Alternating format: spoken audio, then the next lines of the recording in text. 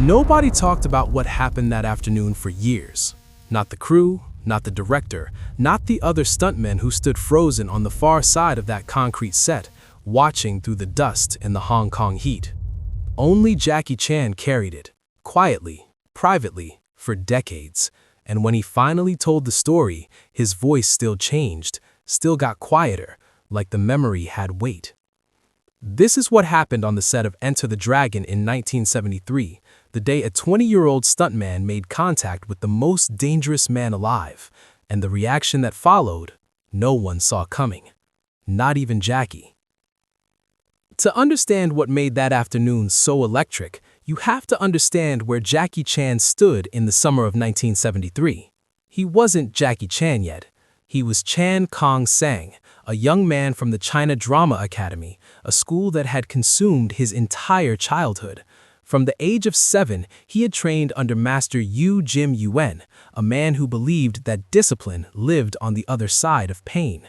Every morning before sunrise, Jackie was stretching muscles that screamed. Every night, he slept with soreness baked into his bones.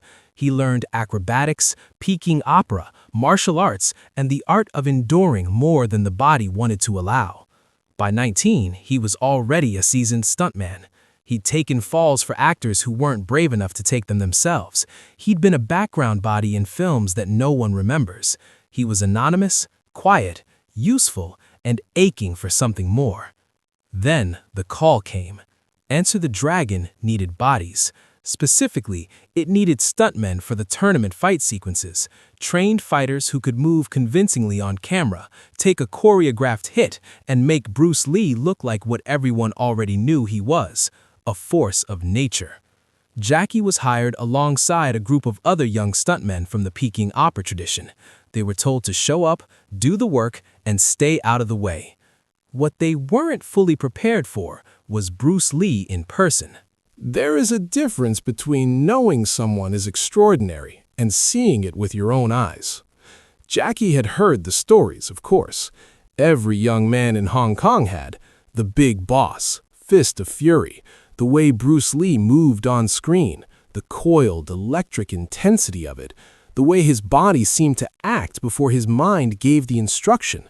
But film is film. Film is light and shadow and editing. Film can be constructed.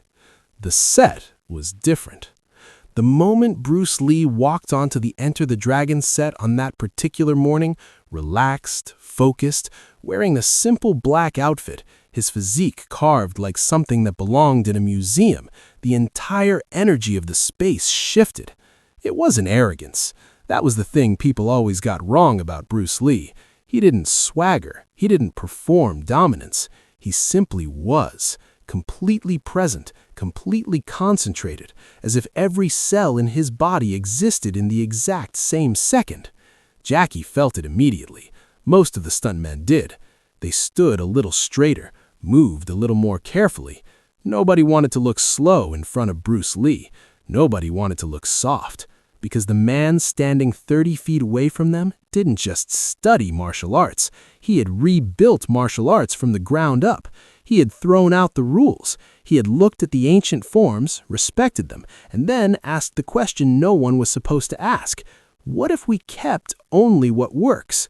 The answer was Jeet Kune Do, the way of the intercepting fist, a philosophy as much as a fighting system, one that said a punch is a punch, a kick is a kick, and the mind that can adapt in half a second will always beat the body that can only follow tradition. 20-year-old Jackie Chan was holding all of this in his chest as he waited for his scene.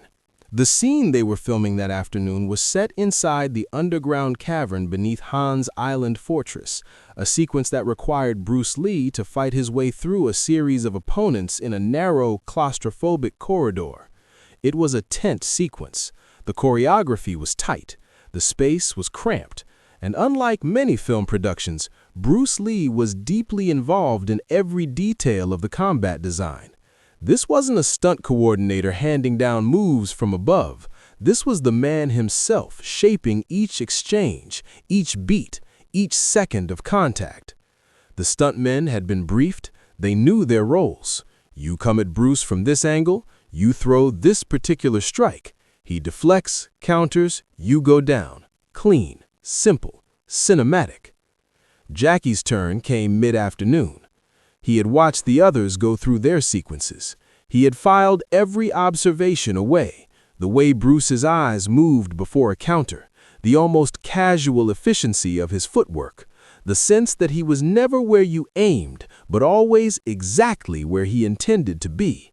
Jackie had rehearsed his own beat in his head until he could run it with his eyes closed. He stepped into position.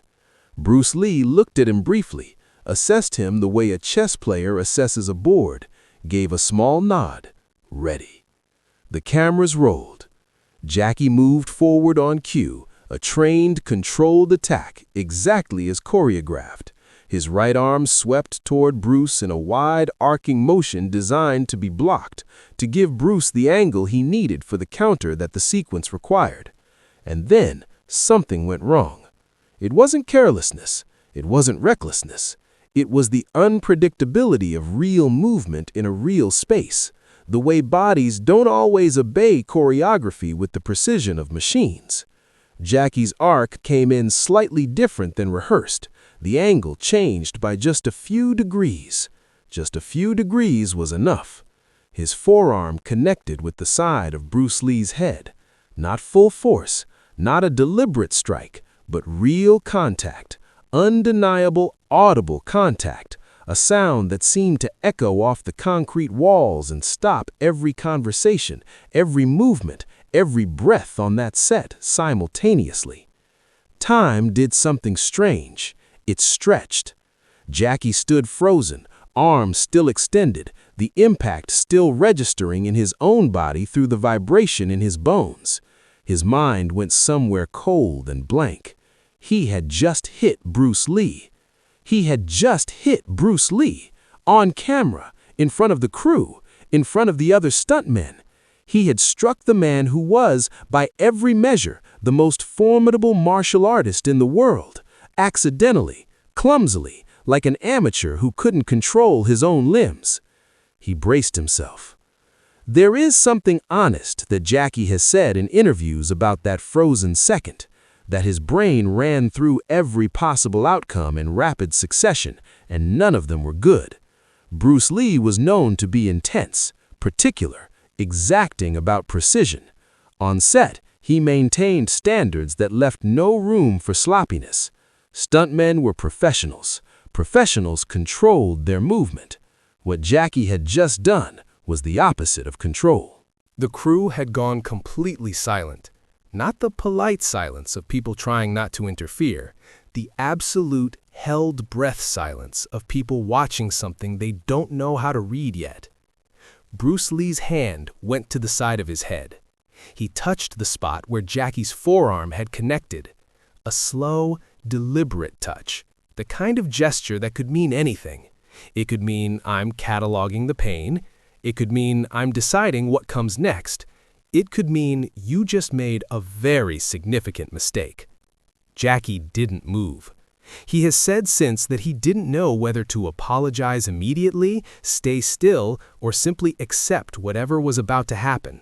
He was 20 years old, and he had just made contact with a man whose reflexes moved faster than conscious thought, a man who could generate more force per square inch than most trained fighters could imagine, a man who had been challenged, tested, and never found wanting.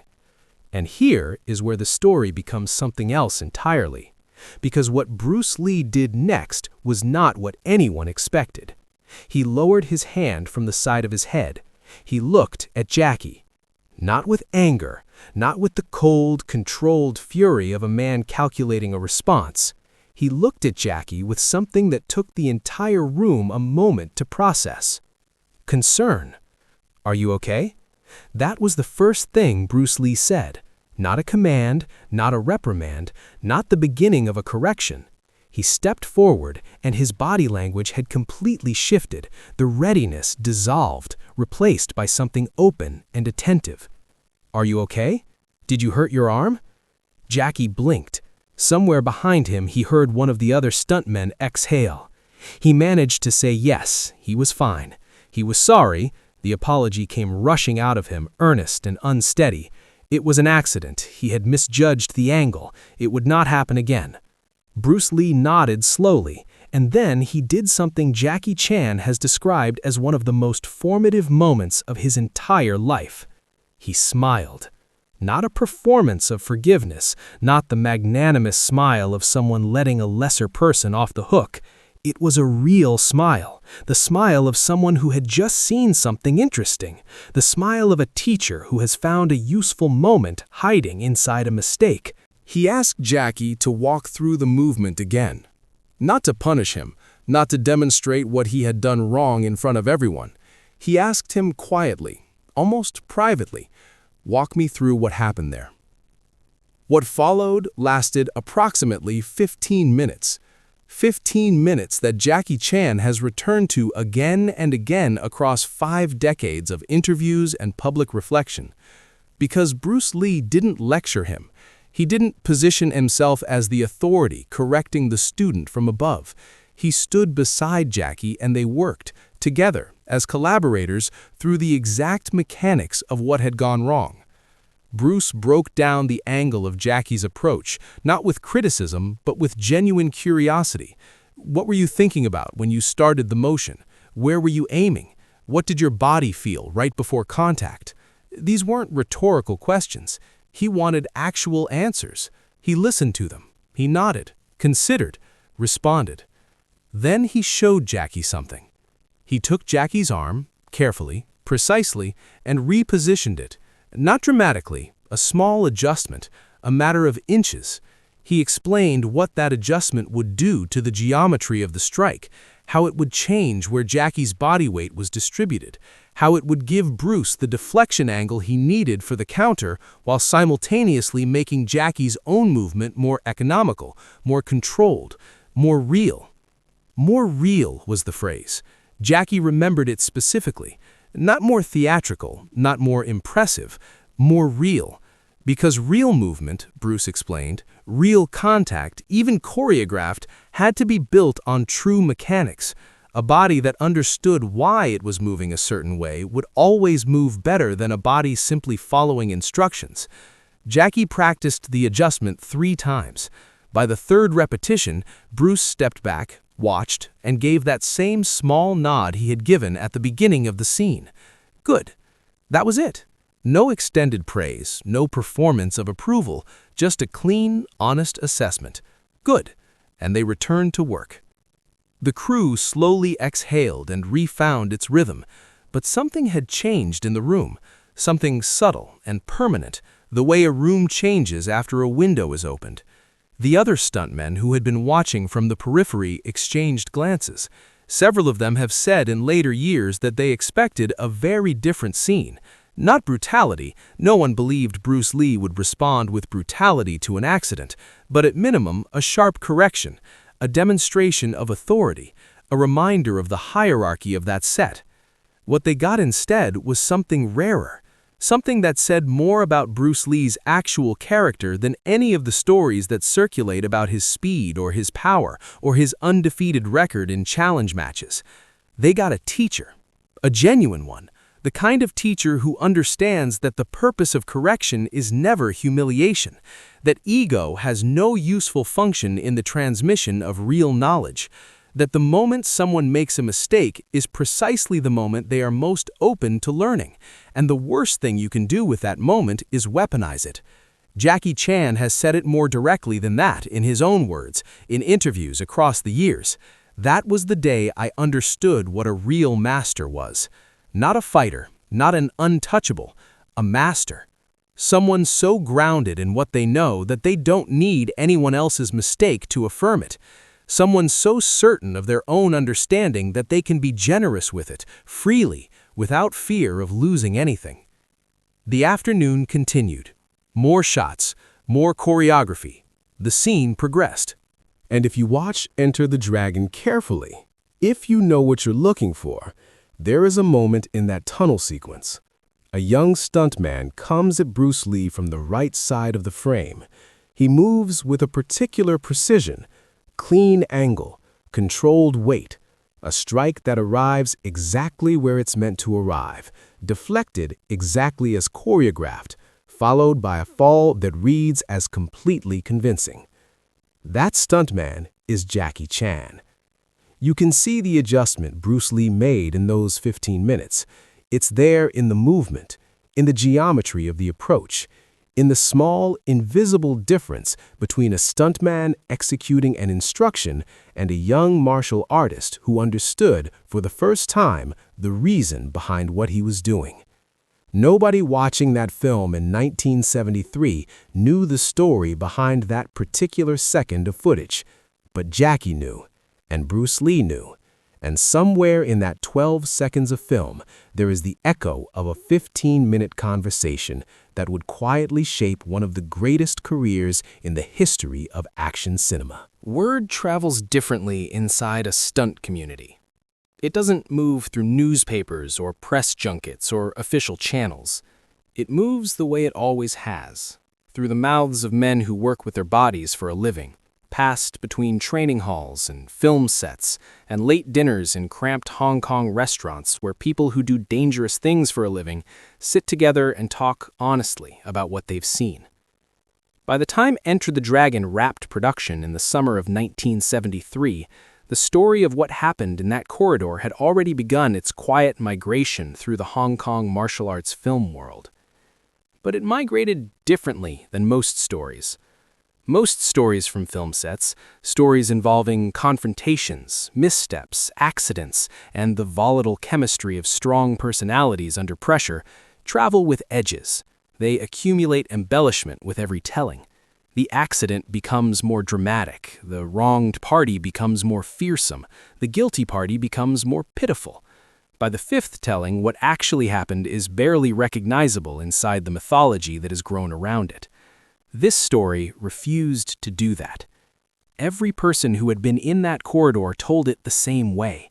The arm, the contact, the silence, the hand going to the head, the pause that felt like it could go anywhere, and then Bruce Lee stepping forward with concern on his face instead of anger, and 15 minutes of teaching that nobody had asked for, freely given inside a room full of witnesses who could not quite believe what they were watching. The story stayed true because the truth was already more interesting than anything embellishment could add to it. Among the stuntmen who were present, the effect was specific and lasting. Several of them have spoken about it in interviews across the years, not with the breathless exaggeration of people describing a legend, but with the measured, particular language of people describing something they personally witnessed and still cannot fully explain. Not the accident. The accident was simple, a misjudged angle, a fractional degree of error, the unpredictability of real bodies in real spaces. That part they could explain with their hands, with the language of stunt work and choreography. What they couldn't easily explain was Bruce Lee. One man who was there, a veteran of dozens of Hong Kong productions, a man who had worked alongside some of the most demanding directors and performers in the industry, said this in an interview years later. He had spent his entire career watching how powerful people responded to small failures, how directors responded when a shot went wrong, how lead actors responded when a supporting performer missed a mark, how martial arts instructors responded when a student made an error in front of an audience. In almost every case, he said, power announced itself through correction, through the deployment of authority, through the subtle or not so subtle demonstration that the person with power understood something the person without it had just failed to understand. He had never seen power respond the way Bruce Lee responded that afternoon, and he had never forgotten it.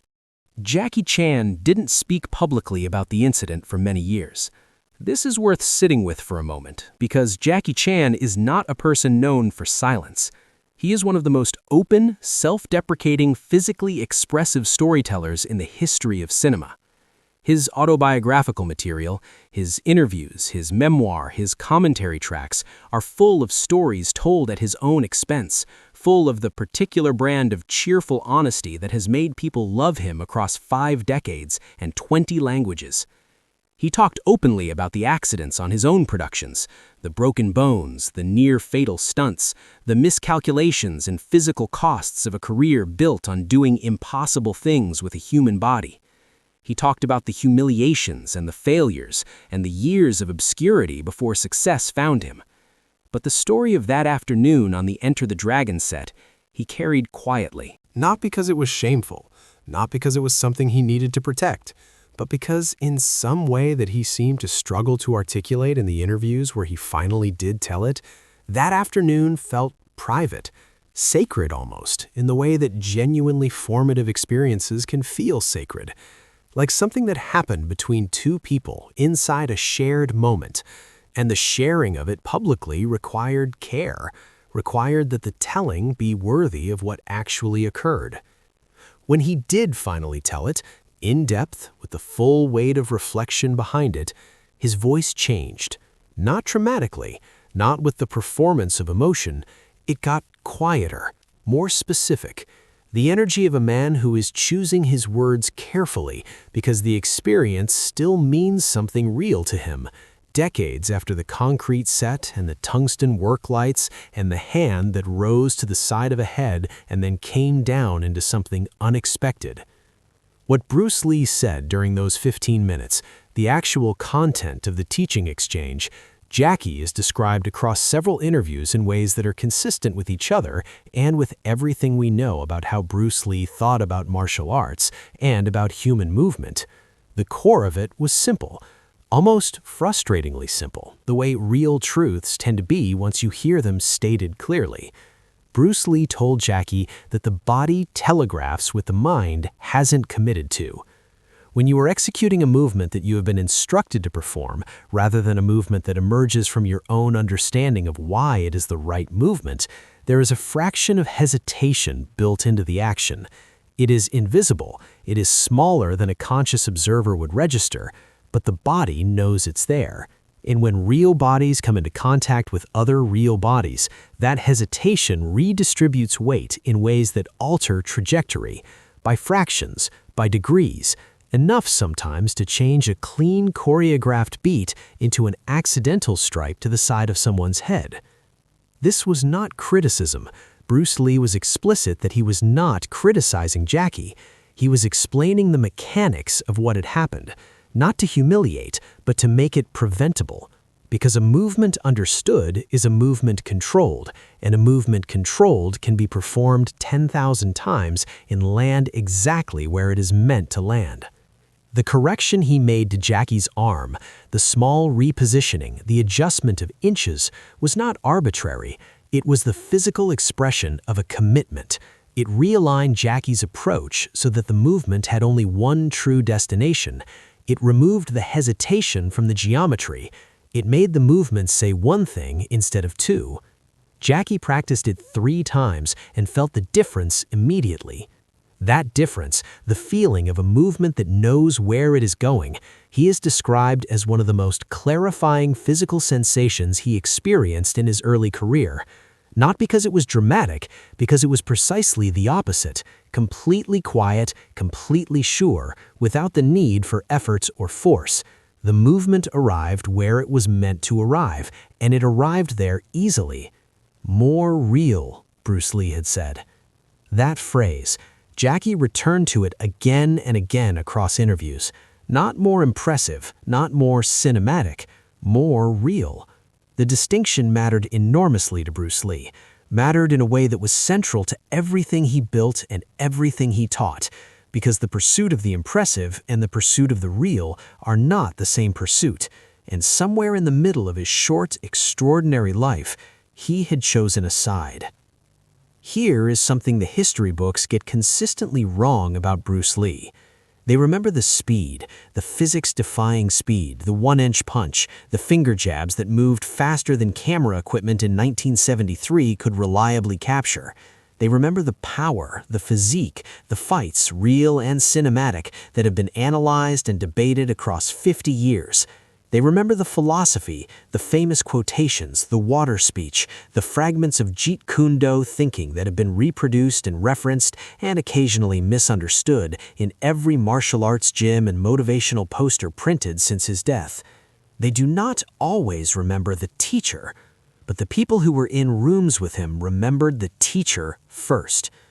Dan Inosanto, who trained under Bruce Lee and became one of the most respected martial arts instructors in the world, has spoken about this quality for decades.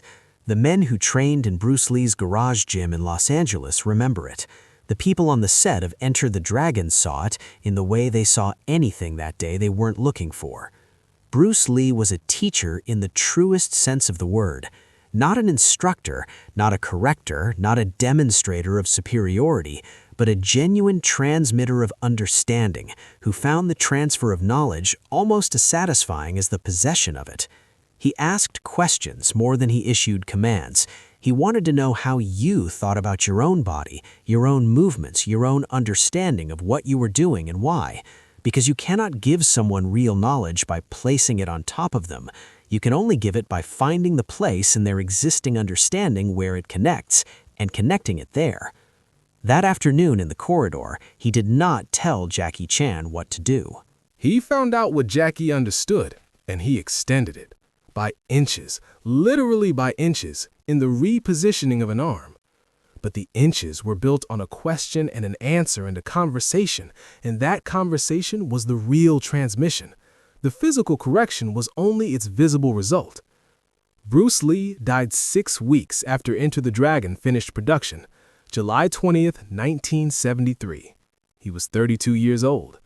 The film he spent that summer making, the film on whose set a young stuntman accidentally struck him and received something unexpected in return, became one of the most seen martial arts films in history. It opened 2 months after his death and grossed nearly $100 million. It turned the mythology around his name into something global, something that crossed language and culture and geography in ways that even he, who had spent his whole life trying to communicate across cultural barriers, could not have fully predicted. The world that received Enter the Dragon in 1973 received it as spectacle, as the delivery of something they had never quite seen before.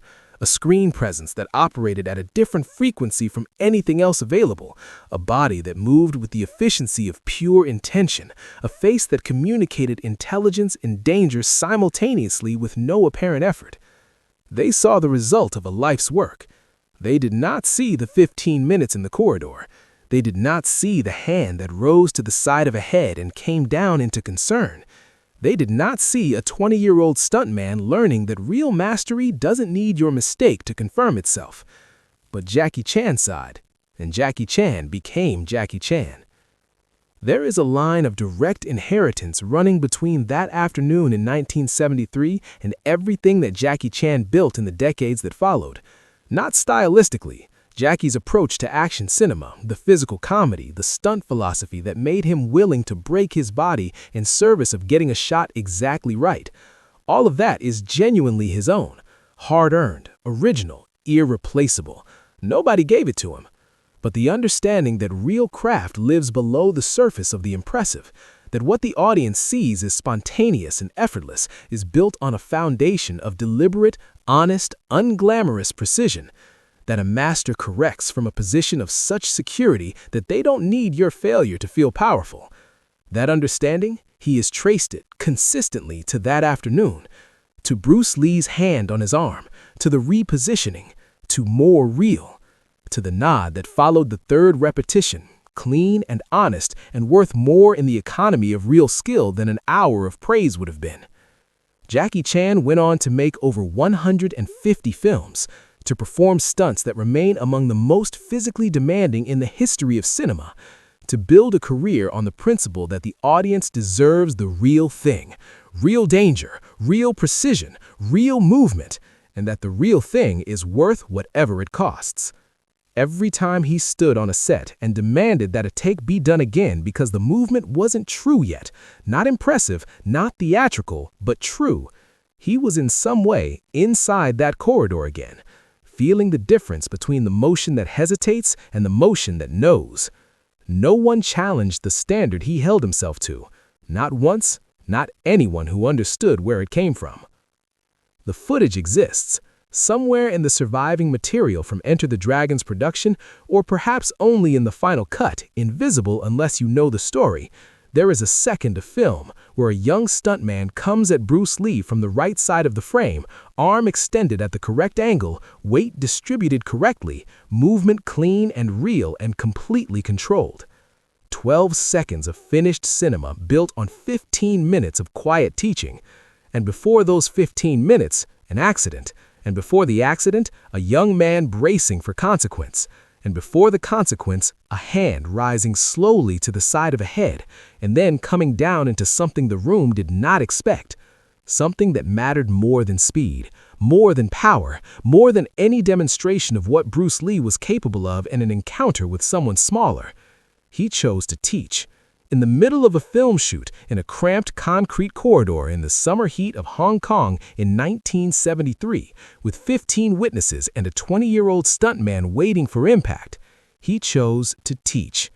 That choice outlasted the film, outlasted the mythology, outlasted almost everything about that summer except Jackie Chan himself, who was still here, still telling the story, still getting quieter when he reaches the part about the nod. Still carrying it, still knowing what it cost Bruce Lee exactly nothing to give it, and what it meant to receive it. That is what mastery looks like when it has nothing left to prove. Not the speed, not the power, not the record of unchallenged victories that circulate in gyms and internet forums and late-night arguments about who the greatest martial artist in history actually was. The willingness to stop, to see a young person clearly, to put your hand on their arm and move it 2 inches and say, "Here, this is where it goes.